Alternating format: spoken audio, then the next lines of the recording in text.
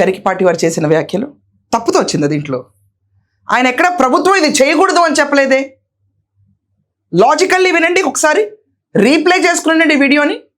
ప్రభుత్వం ఇది చేయకూడదు అన్న మాట ఆయన అన్నారా? ఆయన ఏమన్నారు? చదువు బేసిక్గా చెప్పించాలి ప్రభుత్వాలు, దానిపైన స్ట్రెస్ చేశారు.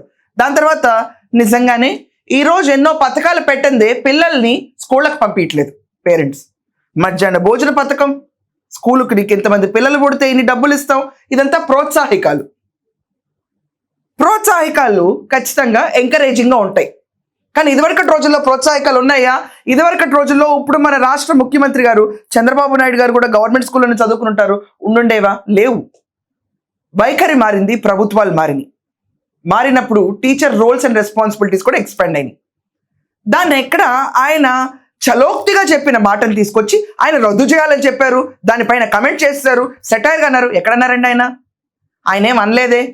ప్రభుత్వం చేయాల్సిన పనులు ఏంటో గుర్తు చేశారు అంతే, అంతేగాని నిషేధించాలన్న వర్డ్ ఎక్కడ అనలేదే.